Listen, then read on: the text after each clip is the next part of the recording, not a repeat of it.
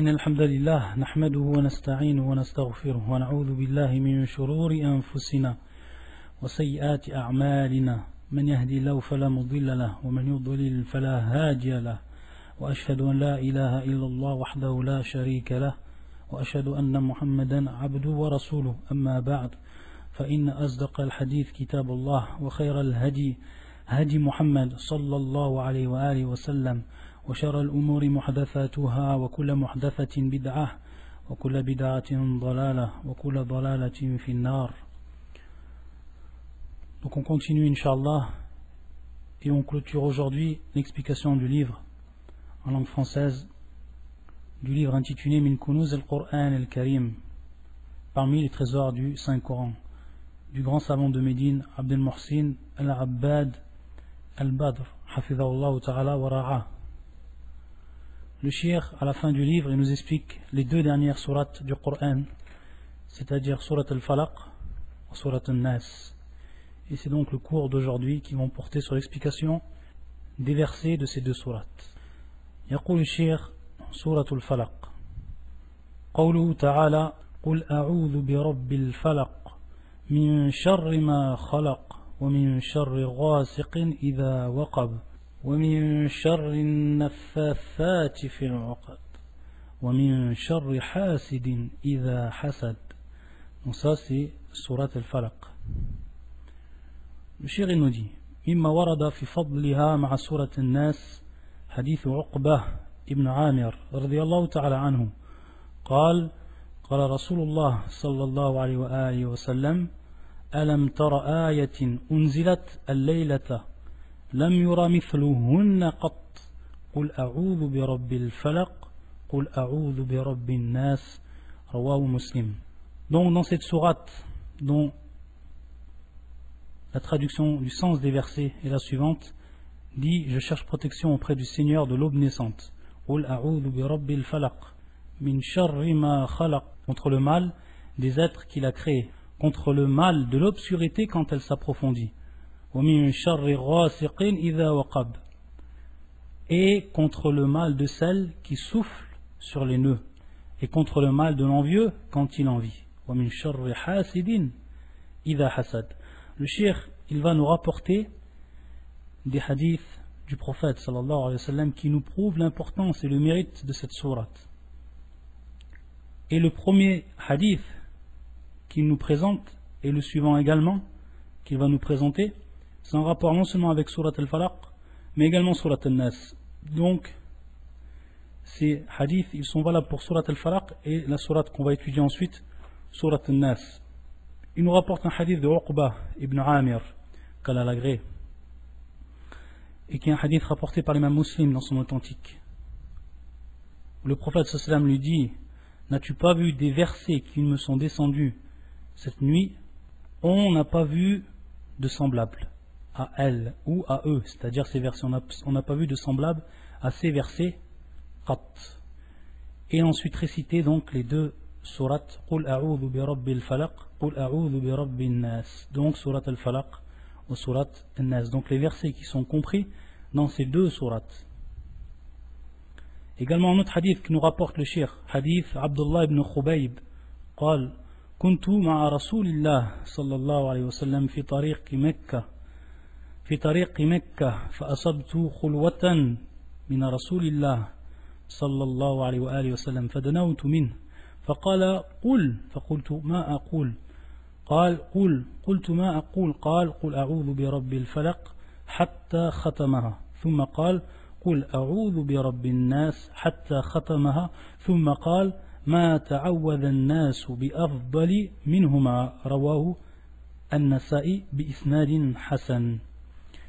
Le deuxième hadith qui nous rapporte le cheikh et qui est toujours donc dans les mérites de ces deux sourates, c'est un hadith qui nous est rapporté par Abdullah ibn Khubayb, un hadith qui se trouve dans les sunan de l'imam An-Nasa'i rahmatullah alayh, et qui a une chaîne de transmission qui est bonne, considérée comme bonne.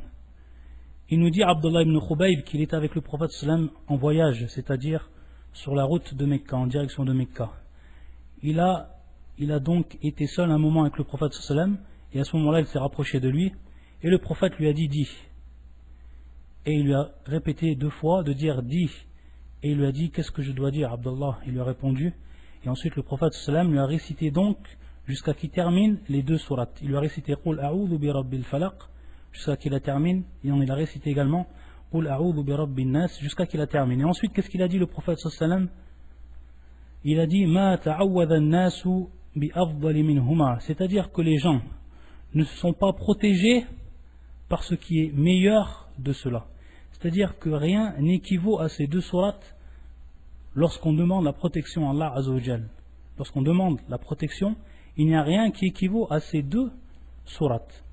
Et ce qui va venir appuyer cela, c'est le hadith suivant que va nous rapporter également le cheikh, et qui est hadith Abi Sa'id al-Khudri رضي الله تعالى عنه قال كان رسول الله صلى الله عليه وآله وسلم يتعوذ من عين الجان وعين الإنس فلما نزلت المعوذتان أخذ بهما وترك ما سوى ذلك رواه النسائي بإسناد حسن. Ce deuxième hadith ou ce troisième hadith comme le deuxième, il est rapporté par An-Nasa'i et sa chaîne de transmission est bonne, Hassan. Ici, on voit que le prophète sallallahu alayhi wa sallam, comme nous l'explique Abu Sa'id al-Khudri, que le prophète sallallahu wa sallam alayhi, il demandait protection et il se protégeait de Ayn al-Jan, c'est-à-dire de l'œil, et ici bien entendu le mauvais œil, des djinns, et également de l'œil de l'humain, c'est-à-dire le mauvais œil de l'humain. فَلَمَّا نَزَلَتْ الْمُعَوِّذَةً. Et ça, bien sûr, c'était avant que ces 2 sourates, Qul a'udhu bi rabbil falaq wa Qul a'udhu bi rabbin nas, elles soient descendues. Qu'Allah fasse descendre ces 2 sourates par, bien sûr, al-Wahi, par l'intermédiaire de Jibril. Avant qu'elles descendaient, donc, il disait des du'as, le prophète sallallahu alayhi wa sallam. Lorsqu'elles sont descendues, il a délaissé tout ce qu'il disait comme, donc, invocation de protection. Il a délaissé tout. Et ensuite, il s'en est remis uniquement à ces 2 sourates qu'on appelle al-mu'awwidhatan, c'est-à-dire les 2 sourates protectrices. فَلَمَّا نَزَلَتْ الْمُعَوِّذَةَانِ أَخَذَ بِهِمَا وَتَرَكَ مَا سِوَى ذَلِكَ. Donc il les a prises et il a délaissé tout ce qui était en dehors d'elles. C'est-à-dire qu'il a ensuite continué jusqu'à la fin de sa vie la protection, la demande de protection envers Allah Azza wa Jal en récitant ces 2 sourates. Ensuite, un autre hadith également qui nous prouve l'importance de ces sourates, et qui est hadith Uqba ibn Amir. Donc c'est encore Uqba qui rapporte ce hadith comme le premier qui nous a été rapporté dans ce livre. قال أمرني رسول الله صلى الله عليه وسلم أن أقرأ بالمعوذات في دبر كل صلاة رواه أبو داود بإسناد حسن ورواه الترمذي ولفظه أمرني رسول الله صلى الله عليه وسلم أن أقرأ بالمعوذتين في دبر كل صلاة. Donc ici on voit que Uqba, le prophète sallallahu alayhi wa sallam lui a ordonné, Amarani, Amr, il lui a ordonné le prophète sallallahu alayhi wa sallam de lire Al-Mu'awwidhat, et qui sont donc les sourates protectrices à la fin de chaque prière, fi duburi kulli salat, à la fin de chaque prière. Et comme on sait, divergence entre les savants, lorsqu'on entend ce terme fi duburi kulli salat, est-ce que c'est avant le taslim, c'est-à-dire les réciter avant le taslim, avant de saluer dans la prière, ou après le taslim, une fois qu'on a totalement fini la prière. Donc 2 avis par rapport à cela des savants. Et d'autres savants qui font une différence entre al-dhikr et entre al-ad'aya ou al-du'a. À la kulli hal, ce hadith est rapporté par Abu Daoud. Il est rapporté également par l'imam al-Tirmidhi avec une autre version. Et ce qui change, c'est le mu'awwidhatayn, c'est-à-dire les 2 sourates protectrices, que l'on lit donc à la fin de chaque prière. Fi duburi kulli salatin. Donc ça c'est un ordre du prophète sallallahu alayhi wa sallam à Uqba, qui lui disait donc de lire ces sourates à la fin de chaque prière. Donc ici, c'est légiféré de lire ces 2 sourates. Ensuite le cheikh va passer, après nous avoir rappelé les mérites de ces sourates à travers ces hadiths qui sont marfour, qui sont élevés au prophète sallallahu alayhi wa sallam, il va nous rappeler et il va nous éclaircir quels sont les sens de ces versets. فيقول ومعنى أعوذ برب الفلق ألتجي وأعتصم بالله. وقد اشتملت هذه الآية على أنواع التوحيد الثلاثة، فإن العوذ بالله توحيد الألوهية، ورب الفلق فيه توحيد الربوبية، فيه توحيد الربوبية والأسماء والصفات، لأن من أسماء الله الرب، هو سبحانه وتعالى رب كل شيء ومليكه وخالقه. ومثل الحمد لله رب العالمين في سورة الفاتحة، وقل أعوذ برب الناس في سورة الناس. طيب. Le cheikh, lorsqu'il dit A'udhu bi rabbil falaq, lorsqu'il nous explique ce verset, il dit Al-Taji wa a'tasim billah. Ça veut dire tout simplement, c'est que je me réfugie et je me protège auprès d'Allah Azzawajal. Je me réfugie auprès d'Allah Azzawajal et je me protège auprès d'Allah Rabbil falaq, le Seigneur de l'aube. Et il va nous préciser ici le cheikh que dans ce seul verset, on va retrouver les trois catégories du tawhid. Dans ce seul verset, on va retrouver les trois catégories du tawhid. Comme on va retrouver également les trois catégories du tawhid dans la première sourate que le cheikh nous avait expliqué, qui était sourate al-Fatiha, dans le premier verset également de sourate al-Fatiha, qui était Alhamdulillahi Rabbil Alamin, lorsque le cheikh a mis en évidence que ce verset englobait les trois catégories du tawhid. Et de même, la sourate qui va venir ensuite, que l'on va étudier, qui est Qul A'udhu bi Rabbin Nas, le premier verset de cette sourate également contient les trois catégories du tawhid. Comment cela? Quel est le détail de cela? Il nous dit, on revient sur le verset A'udhu, A'udhu, qui est bimana al-tajim wa atasim billah. Donc on demande protection. Donc ici, la demande de protection, ça rentre bien entendu dans l'invocation. On demande à Allah Azzawajal la protection. فَإِنَّ الْعَوْذَ بِاللَّهِ تَوْحِيدُ الْأُلُوهِيَّةِ. Se rappelant que, dans un premier temps, Tawhid al-Uluhiyya, on l'appelle également Tawhid al-Ibada, ou Tawhid al-Ilahiyya, et que ces trois termes veulent dire la même chose. Et ça revient en fait à l'unicité d'Allah Azzawajal dans son adoration. C'est donc adorer Allah Azzawajal seul, sans lui associer quoi que ce soit. Et donc on voit ici que A'udhu, lorsqu'on dit A'udhu, on demande la protection. On demande de protection, c'est une invocation. L'invocation, ça rentre dans l'adoration. Donc ici, c'est un acte d'adoration. Et l'acte d'adoration ne peut être émis que pour Allah Azzawajal. Donc dans ce sens, on vient de concrétiser le tawhid qui est propre à l'adoration d'Allah Azzawajal. Tawhid al-Uluhiyya ou Tawhid al-Ibada. Donc en ce sens, lorsqu'on dit A'udhu, on a concrétisé cette partie de l'unicité, cette catégorie de l'unicité. Ensuite, pour ce qui est du Tawhid al-Rububiyya, donc Tawhid al-Rububiyya, c'est l'unicité d'Allah Azzawajal dans sa seigneurie, dans sa souveraineté, subhanahu wa ta'ala. Il va tout simplement être ici relaté par l'un des noms d'Allah Azzawajal qui est Ar-Rabb. Et on voit bien que Ar-Rububiyya vient du nom d'Allah Azzawajal, Ar-Rabb, et qui est bien sûr le Seigneur. Et qui est donc le Seigneur et celui qui détient toute chose, le maître de toute chose, et celui qui a créé toute chose. Dans ce sens-là, c'est le tawhid de la souveraineté, le tawhid de la seigneurie, tawhid al-Rububiyya, qui est donc contenu à travers ce nom. Et également, à travers ce nom, on en déduit tawhid al-Asma'i wa sifat, c'est-à-dire l'unicité d'Allah Azzawajal dans ses noms et ses attributs. Comment cela? Parce que ce nom-là, c'est un nom d'Allah Azzawajal, et c'est donc une unicité qui va être propre au nom d'Allah et à ses attributs. C'est-à-dire qu'Allah Azzawajal, il est unique dans ses noms et dans ses attributs, que personne n'est égal à lui dans cela. Et il est donc l'unique dans ses noms et ses attributs. De par là, c'est Tawhid al-Asma wa Sifat. Et Allah Azzawajal, wa ar-Rabb, ar-Rabb, bil-alif wal-lam, c'est-à-dire le Seigneur. Le Seigneur ici, bien sûr, lorsqu'on dit Ar-Rabb, c'est avec l'article défini. Et Ar-Rabb, on ne peut utiliser ce nom-là, Ar-Rabb, défini, que dans le droit d'Allah Azzawajal, car c'est lui le Seigneur de toutes choses. C'est lui le souverain de toutes choses, c'est lui qui est le maître de toutes choses, subhanahu wa ta'ala.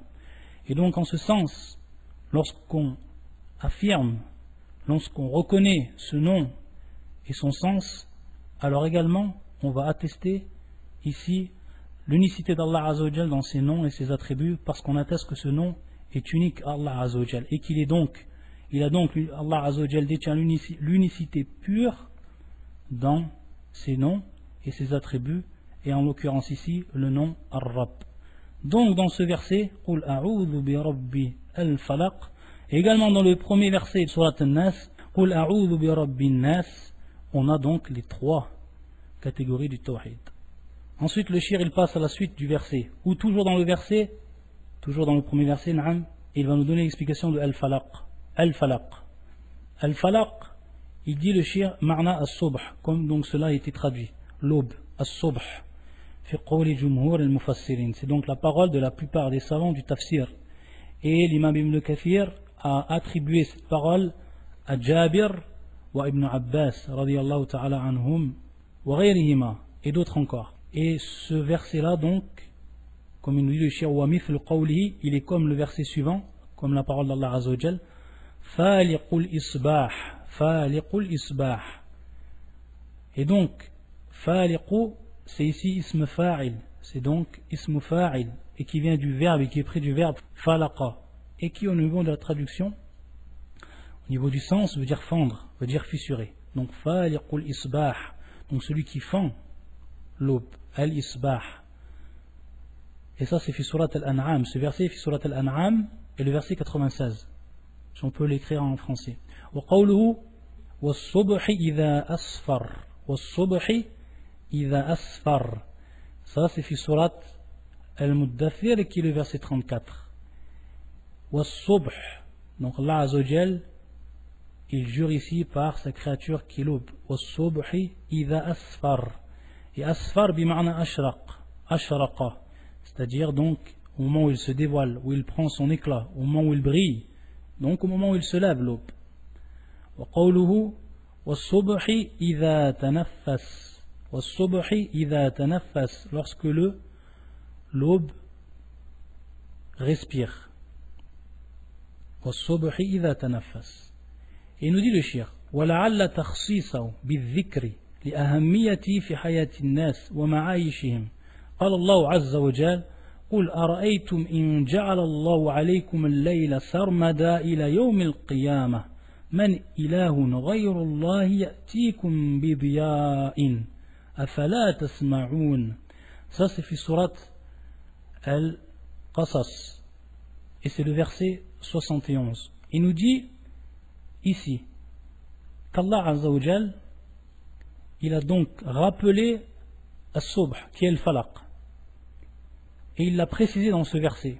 Et le fait qu'il lui a donné donc une place particulière en le citant dans le début de ce verset, il nous rappelle la hikmah, la sagesse, le shir, en disant que tout simplement c'est de par son importance fondamentale dans la vie des gens. Dans la vie des gens. Et il nous a rappelé ensuite le verset dont le sens, ou dont la traduction du sens dit: que diriez-vous si Allah vous assignait la nuit en permanence? Naam. Si Allah Azza wa Jal de manière continue, jusqu'au jour de la résurrection, n'avait jamais fait apparaître la journée, et avait toujours laissé la nuit planer sur le monde, c'est-à-dire que les gens vivraient toujours dans les ténèbres de la nuit. Il dit: quelle divinité autre qu'Allah pourrez-vous vous apporter une lumière? N'entendez-vous donc pas? Donc en ce sens, Allah Azza wa Jal nous fait comprendre dans ce verset qu'Allah Azza wa Jal, c'est lui, donc de par cet acte, qui mérite seul l'adoration, subhanahu wa ta'ala. Pourquoi? Parce que c'est lui qui nous a apporté la lumière, alors que s'il n'y avait eu que la nuit, les hommes n'auraient pu vivre, parce que la personne a besoin, et c'est un besoin vital du jour. C'est un besoin vital du jour. Et le jour commence par l'aube. Le jour commence par l'aube, bien entendu. Et c'est donc dans ce sens-là, et pour faire relater l'importance de cela, qu'Allah Azza wa Jal a cité dans Surat Al-Falaq, donc Al-Subh, c'est-à-dire l'aube, lorsqu'il a dit Allah Azza wa Jal قُلْ أَعُوذُ بِرَبِّ الْفَلَقِ. Ensuite le shir il dit ثُمَّ ذَكَرَ الْمُسْتَعَاذَ مِنْهُ بِقَوْلِهِ مِنْ شَرِّ مَا خَلَقَ وهو يشمل أي شر من أي مخلوق ثم نص على الشرور 3 من المخلوقات ولعل تخصيصه بالذكر مع أنها داخلة في عموم من شر ما خلق لخطورتها وشدة ضررها. Le shir nous dit ensuite qu'Allah Azza wa Jal, il nous a ensuite rappelé ce dont on se protège. On demande protection à Allah Azza wa Jal de quoi? Et donc, il vient ensuite, le deuxième verset, min sharri ma khalaq, min sharri ma khalaq, c'est-à-dire donc du mal de ceux des êtres créés, des êtres donc qu'il a créés. Et il nous dit le shir ici que cela, ça englobe tout le mal de façon générale, le mal qui se trouve dans tous les êtres créés, qu'Allah Azza wa Jalla a créé. Donc on voit ici, ça a un sens général, le verset il a un sens général. Et ensuite, il va y avoir, lorsque Allah Azza wa Jalla, après avoir cité tout ce qui rentre dans ces créatures, tout ce qui est donc de ces créatures, il va citer 3 de ces créatures ensuite, comme on va le voir à la suite du verset. Et donc on voit ici qu'il y a la citation de ce qui est général et qui rentre ou qui est relaté par tout ce qu'il a créé. Et ensuite, il y a la citation de ce qui est particulier et qui va être donc traduit donc par ces 3 choses. Et il nous dit pourquoi, quelle est la hikmah de cela? Pourquoi Allah Azza wa Jalla, dans un premier temps, il a cité ce qui est général et ensuite il a cité ce qui est particulier, sachant que ce qui est particulier va rentrer dans ce qui est général. Donc c'est comme s'il y avait eu 2 citations par rapport au fait que ces 3 choses qui sont créées, qui vont être citées après, vont rentrer dans ce qui est créé de façon générale, donc du mal de cela. Il nous dit, al-hikmah, c'est pour nous faire comprendre son danger. Le danger particulier est très appuyé de ces 3 choses. C'est-à-dire le préjudice important qu'ont ces 3 choses, que le mal qu'ont ces 3 choses envers la personne humaine. Donc c'est pour qu'on prenne conscience de cela. Ensuite il dit le shir وَقَوْلُهُ وَمِنْ شَرِّ غَاسِقٍ إِذَا وَقَبْ أي الليل إذا أقبل بظلامه حكى ابن كثير عن ابن عباس وغيره.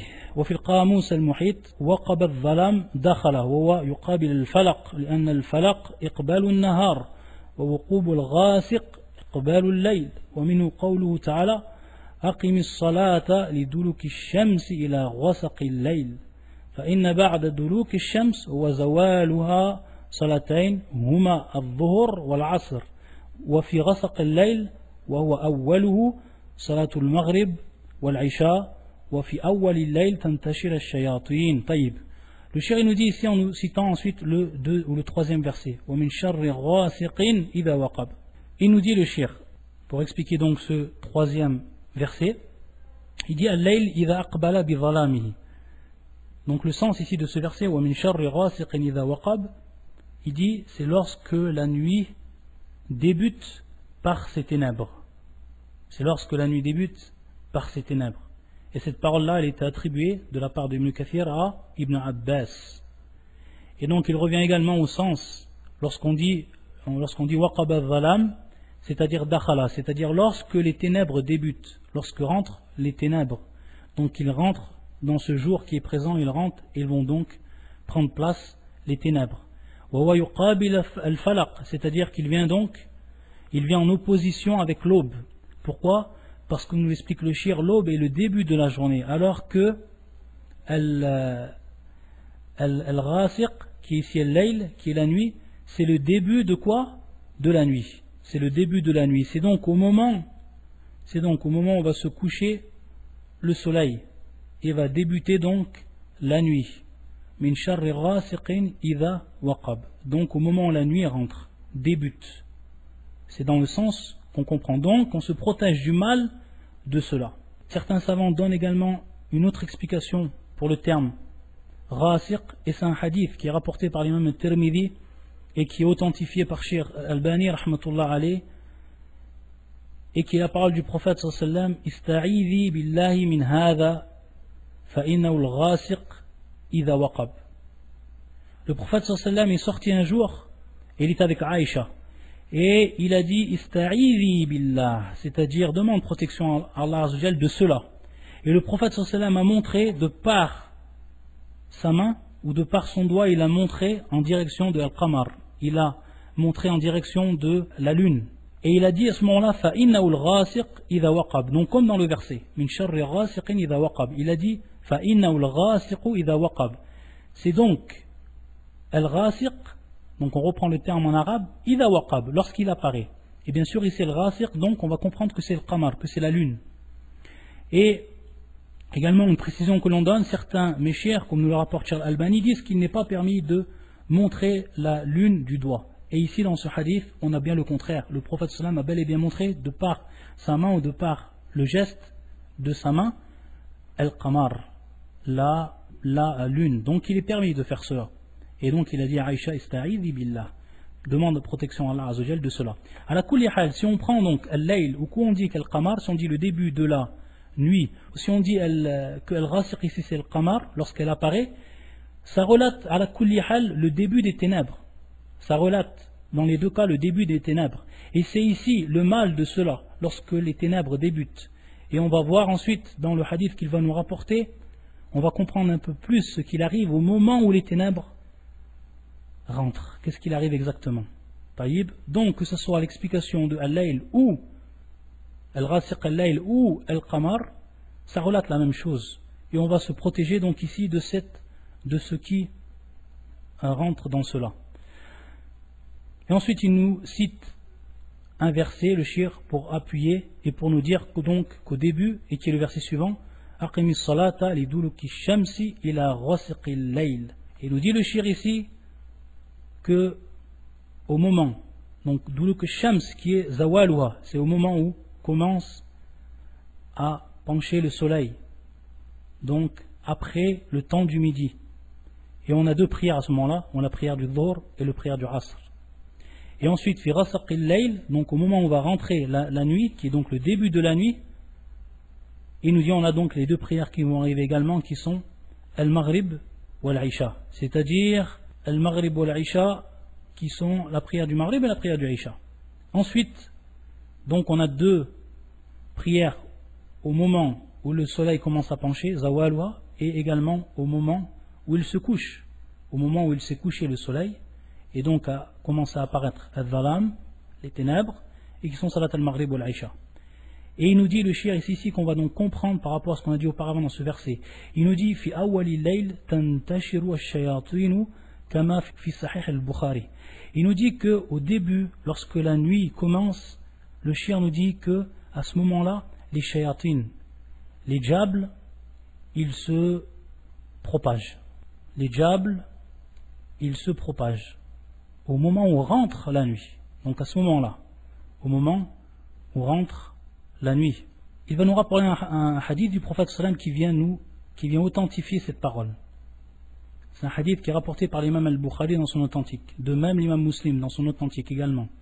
عن جابر رضي الله تعالى عنه عن النبي صلى الله عليه وسلم قال إذا كان جنح الليل أو أمسيتم فكفوا صبيانكم فإن الشياطين تنتشر حينئذ فإذا ذهبت ساعة من الليل فحلوهم أو فخلوهم. Les deux versions sont bonnes. فحلوهم أو فخلوهم الحديث. Dans ce hadith, le prophète sallallahu alayhi wa sallam nous enseigne, c'est un hadith qui nous est rapporté par le compagnon Jabir, qui nous rapporte cette parole du prophète, radiyallahu ta'ala anhu, la parole du prophète sallallahu alayhi wa sallam qui est la suivante. إذا كان جنح الليل. الجنح c'est en fait ظلامه. الجنح c'est ظلامه. Et on dit ajnaha al-layl bima'na aqbala dhalamuhu. On dit ajnaha al-layl aqbala dhalamuhu, c'est-à-dire on dit ajnaha al-layl lorsque les ténèbres de la nuit commencent, débutent, se répandent. Et lorsqu'on dit idha kana jurhu al-layl, on comprend par cette parole du prophète lorsque les ténèbres de la nuit commencent à se répandre. Et donc on rentre dans la nuit. Aw amsaytum, ou alors vous êtes en état de soirée. Donc ça revient également ici au début de la nuit. Fakufu c'est bien, c'est-à-dire gardez vos enfants. Gardez vos enfants. C'est-à-dire ne les laissez pas sortir. فَإِنَّ الشَّيَاطِينَ تَنْتَشِرُ حِينَئِذٍ. Pourquoi? Parce que les diables se propagent à ce moment-là. À ce moment-là, les diables se propagent. فَإِذَا ذَهَبَتْ سَاعَةٌ مِنَ اللَّيْلِ فَحُلُّوهُمْ أَوْ فَخَلُّوهُمْ. C'est-à-dire, et s'il y a une heure, et bien sûr on a déjà dit que l'heure, ce n'est pas l'heure dans les textes et dans la langue arabe, l'heure ce ne veut pas vouloir dire 60 minutes comme nous on connaît lorsqu'on dit l'heure, mais un temps. Donc il nous dit le prophète, lorsqu'un temps est passé de la nuit, فَإِذَا ذَهَبَتْ سَاعَةٌ مِنَ اللَّيْلِ Fahulluhum, et dans une autre version, fakhalluhum, c'est-à-dire laissez-les. Vous pouvez les laisser. Et donc, bien sûr, fakuffu sibyanakum imna'uhum min al-khuruj, c'est-à-dire interdisez-les de sortir. Ibn Hajar nous explique ici que en fait les diables, ils sortent tous à ce moment-là, et que leur force se multiplie durant la nuit, c'est-à-dire dans le noir. Dès qu'il y a du noir, les diables en profitent pour sortir avec force, et c'est là qu'ils trouvent leur force et leur énergie. Et c'est donc à ce moment où ils se propagent tous à ce moment. Taïb, donc c'est un danger pour les enfants, surtout pour les enfants, c'est un danger. C'est pour ça que le prophète sallam, à ce moment-là, il nous dit au moment du Maghrib, au moment où va rentrer les ténèbres de la nuit, il faut donc garder nos enfants. Et lorsque les ténèbres, c'est-à-dire lorsque ce moment-là, il est parti, c'est-à-dire après un moment de la nuit, lorsque la nuit donc a commencé et qu'un temps est passé, alors on peut à ce moment après les laisser. Fakhalluhum. Donc ici ça rentre bien dans l'explication du verset wa min sharri ghasiqin idha waqab. Et donc comme on a expliqué lorsque le début de la nuit commence, c'est-à-dire que ces ténèbres se répandent. Ensuite, l'avant-dernier verset, le shir nous dit qulu wa min sharri an-naffathati fil 'uqad ay as-sawahir allati yanfuthna fil 'uqad fi sihrihinna والسحر يكون من الرجال والنساء ولعل تخصيص النساء بالذكر لكون السحر فيهن أكثر منه في الرجال que dans l'autre verset, le verset suivant, lorsqu'on demande à Allah Azzawajal de la protection contre quoi? Et contre le mal de celles qui souffrent sur les nœuds. Il nous dit c'est as-sawahir, ou les sorcières. Naam. Ce sont les sorcières. C'est pour ça que dans la traduction on vous met entre parenthèses les sorcières, qui au moment où elles font un nœud, elles insufflent leur sorcellerie. Donc elles font un nœud, et à ce moment-là, elles insufflent sur ce nœud leur sorcellerie. Wallah al-musta'an. Il nous dit que le sihr, la sorcellerie, comme on sait, c'est un acte qui est fait par les hommes comme par les femmes. Mais ici, Allah Azzawajal a cité de manière particulière les femmes. Et il nous dit le shir, parce que la sorcellerie se trouve beaucoup plus est beaucoup plus répandu chez les femmes que chez les hommes. Donc c'est dans ce sens que le verset est venu en citant les femmes parmi les sorciers, donc les sorcières. C'est dans ce sens, parce que c'est bien plus répandu chez les femmes que chez les hommes, la sorcellerie. Et c'est quelque chose, c'est quelque chose qui est connu, que les femmes pratiquent la sorcellerie bien plus que les hommes. Et que c'est bien plus souvent les hommes qui sont victimes de la sorcellerie des femmes que l'inverse. Ça c'est quelque chose que tout le monde connaît. Wallah al-musta'an. Ensuite, le shir nous dit wa min sharri hasidin idha hasad, et qui est donc le dernier verset, et qui est donc la dernière créature dont on demande à Allah Azzawajal de se protéger de son mal. Wallah al-musta'an.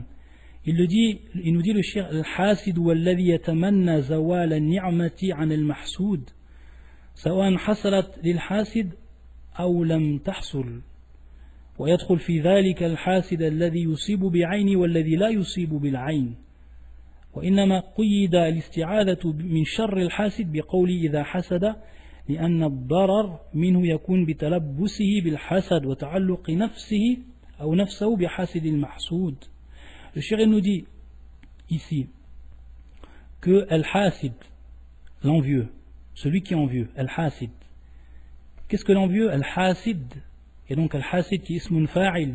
Et c'est donc celui qui fait l'action du hasad, de la jalousie. Al-hasad.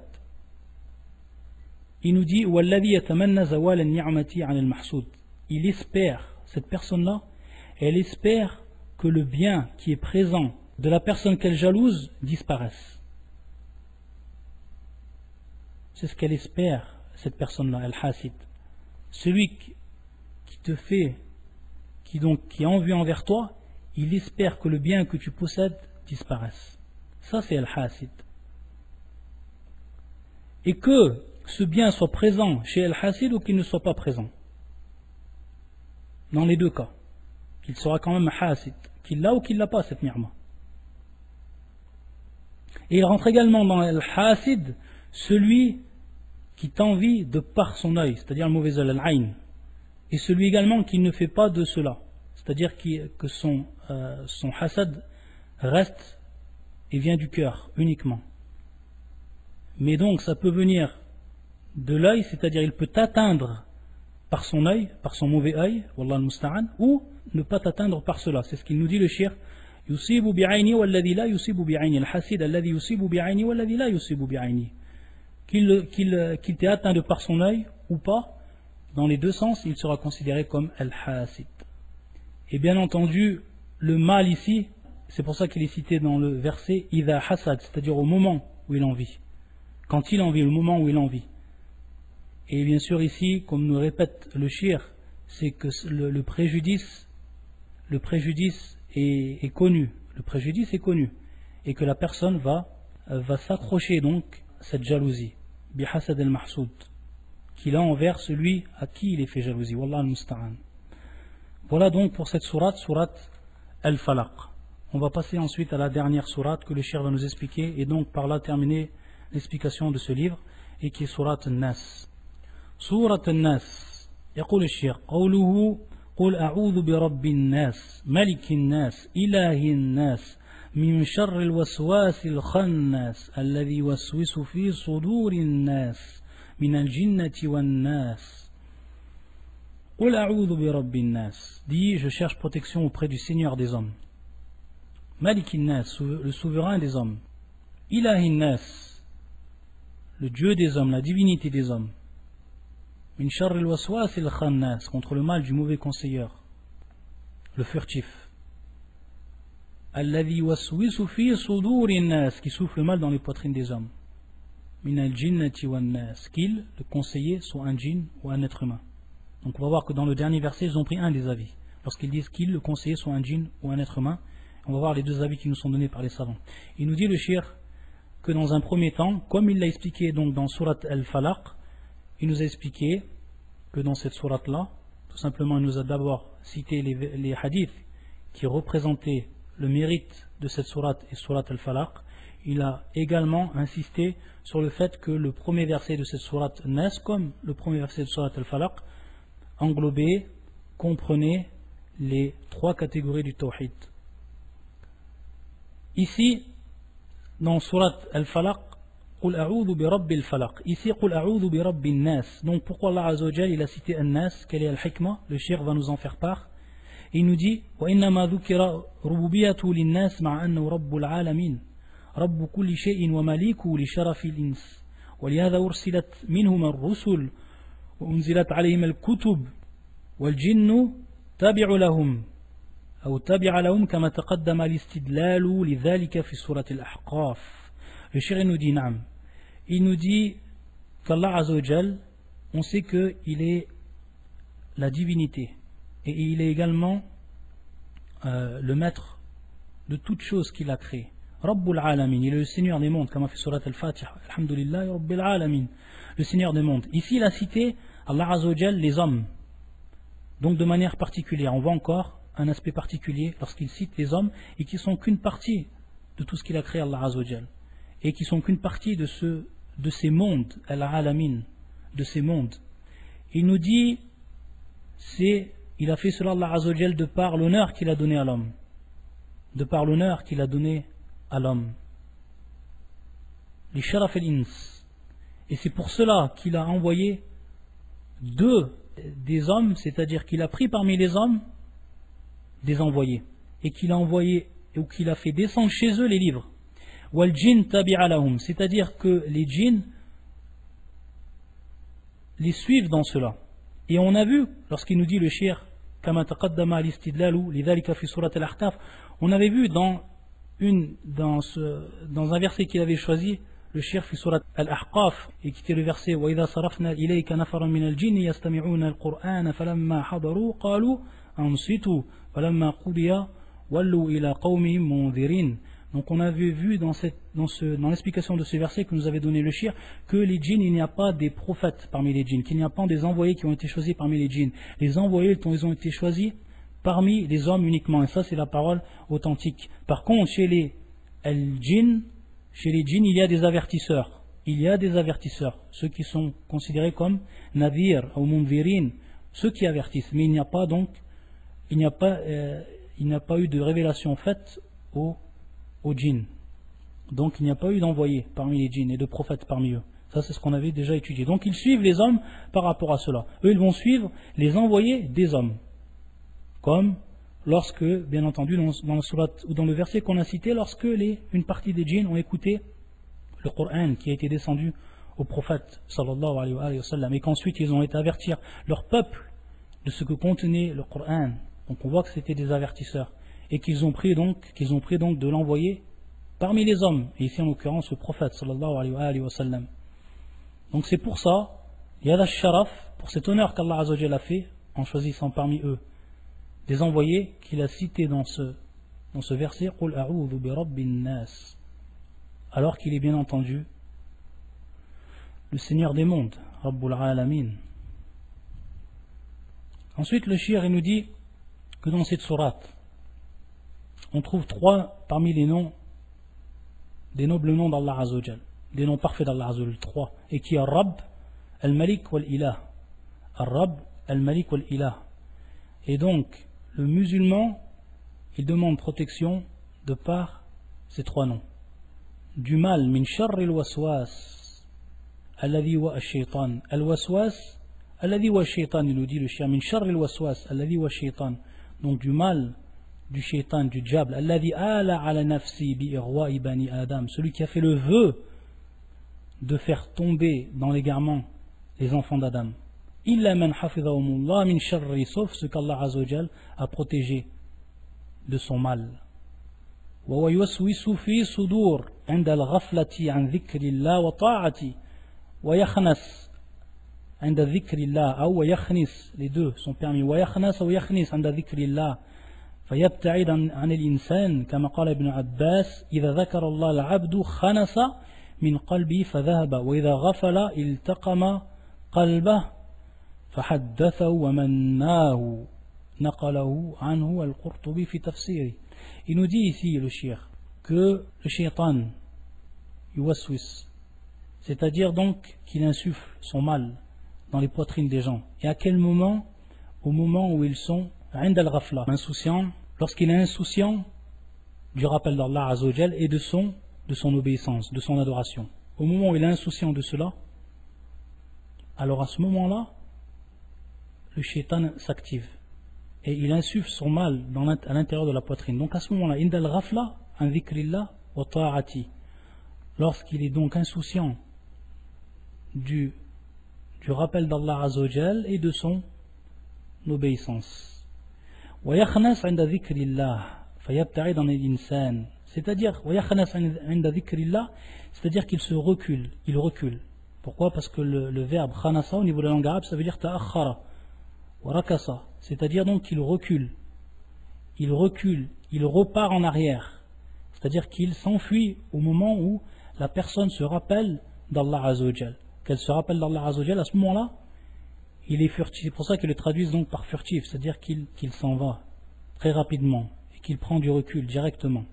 Et s'il recommence à être insouciant, alors il revient sur son cœur, il s'accroche à nouveau à son cœur et il lui parle, et il lui insuffle le mal et il lui fait espérer. فَحَدَّثَ وَمَنَّاهُ, comme nous l'explique Ibn Abbas, comme cela a été rapporté par Al-Qurtubi dans son tafsir. Ensuite il nous dit le shir وَقِيلْ الْمُرَادْ بِالْوَسْوَسْ الْخَنَّاسِ Al-Qarin min al-Jinn. Donc il y a eu deux explications par rapport à cela. Il y a eu donc ceux qui ont dit que c'était le shaitan lui-même, comme nous l'explique Ibn Abbas ici, et d'autres qui ont dit que c'était Al-Qarin min al-Jinn, celui qui a raccroché à lui parmi les djinns, c'est-à-dire son compagnon parmi les djinns. Et ils vont tout simplement, les savants qui ont dit cette parole-là, parmi les savants du tafsir, ils vont se rapporter un hadith qui est élevé au prophète sallallahu alayhi wa sallam, les hadiths Ibn Mas'ud. قال رسول الله صلى الله عليه وسلم ما منكم من أحد إلا وقد وكل به قرينه من الجن وقرينه من الملائكة. قال وإياك يا رسول الله؟ قال وإياي إلا أن الله أعانني عليه فأسلم فلا يأمرني إلا بخير. رواه مسلم في صحيحه. Dans ce hadith, qui nous est rapporté par l'imam Muslim dans son authentique. Ibn Mas'ud radiyallahu ta'ala anhu nous rapporte cette parole du prophète sallallahu alayhi wa sallam qui dit: il n'y a pas une personne parmi vous sans qu'on l'ait chargé d'un compagnon parmi les djinns, quelqu'un dont qarin, quelqu'un qui est toujours accroché à lui parmi les djinns, qui est tout le temps en son compagnie parmi les djinns. Wa qarina min al-malaïka, également une personne ou un ange qui va lui être également proche de lui, qui va être comme son compagnon. Et dans ce sens-là, al-malaïka, bien entendu, eux ils sont là pour le bien. Et le djinn, dans ce sens-là, il va être là pour le mal. Et c'est pour ça que lorsqu'ils ont entendu cette parole du prophète sallallahu alayhi wa sallam, les compagnons lui ont dit: et toi aussi, au prophète d'Allah? Il dit: et moi aussi. Et moi aussi, je n'ai pas fait exception à cette règle par rapport au fait qu'un compagnon m'a été attribué parmi les djinns et également parmi les anges. Il dit sauf, et ici l'exception est faite sur un point, c'est qu'il nous dit le prophète sallallahu alayhi wa sallam: illa anna Allah a'anani alayhi fa aslama, sauf qu'Allah azza wa jal m'a aidé par rapport à lui, c'est-à-dire qu'il s'est converti. Fala ya'muruni illa bi khayr, illa bi khayrin, c'est-à-dire qu'il ne m'ordonne que de faire le bien. Ce djinn là qui s'est converti, et cela par la faveur d'Allah azza wa jal, qui a voulu aider par là son prophète, et qui à ce moment donc va lui ordonner de faire que le bien, qui va lui ordonner de faire que le bien. Donc à partir de là, on s'aperçoit que le prophète sallallahu alayhi wa sallam, le djinn qui lui a été attribué, c'est quelqu'un qui ne lui ordonnait que de faire du bien, contrairement donc au djinn des êtres humains de façon générale. Donc exception a été faite dans ce sens-là au prophète sallallahu alayhi wa sallam, par l'islam du djinn, et par donc le fait qu'il est devenu un conseiller dans le bien uniquement, un conseiller dans le bien. Donc certains savants ont dit à partir de ce hadith que al-murad ici bil waswas al-khannas, ils ont dit c'est ce djinn-là qui nous ordonne de faire, contrairement au prophète, qui nous ordonne nous de faire le mal, et qui donc insuffle le mal dans nos poitrines, et qui donc a cette fonction-là, al-waswas al-khannas. Ensuite, le Cheikh va nous expliquer, en nous rappelant une parole de Ibn Kathir pour ce qui est des derniers versets, et notamment alladhi waswisu fi sudurin nas min al-jinnati wan nas. Il va nous expliquer ici qu'il y a une divergence entre les savants. Donc ces derniers versets, pour ces derniers versets, alladhi waswisu fi sudurin nas min al-jinnati wan nas, le Cheikh va nous expliquer ici que min al-jinnati wan nas, naam, est-ce que ça va être relatif à alladhi waswisu ou relatif à sudurin nas? Dans ce sens, on va donner l'explication. Lorsqu'on dit min al-jinnati wan nas, قيل إنه بيان للناس في قولي في صدور الناس فيدخل في الجن تغليبا وقيل إنه معطوف على وسواس الخناس وحذفت وهو العطف. طيب. Dans ce sens, le cheikh nous explique donc les deux tafsirs qui ont été donnés. Dans un premier temps, on voit ici celui qui souffle dans le mal dans les poitrines des hommes. Donc on peut comprendre que celui qui souffle le mal dans les poitrines des hommes, il peut être soit des djinns ou des humains. Donc cette phrase, soit des djinns ou des humains, ou soit un djinn ou un humain, va être rattachée à cette phrase qui souffle le mal dans les poitrines. Ou alors le conseiller, soit un djinn, eux ils traduisent ici le conseiller.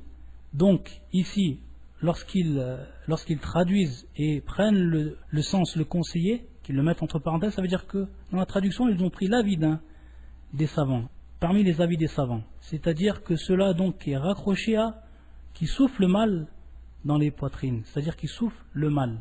Donc ceux qui soufflent le mal, ils sont soit parmi les djinns ou soit parmi les êtres humains. Taïb. Et d'autres vont dire, dont les autres savants, et c'est donc la parole qui va nous dire lorsqu'il nous dit innahu bayan linnas fi qawli sudurin nas fayatrul fil jinn taghliban. Le cheikh il va nous dire également, on peut comprendre, c'est l'avis des autres savants, que il est repris fi sudurin nas, c'est-à-dire dans les poitrines des hommes, parmi les djinns et les êtres humains.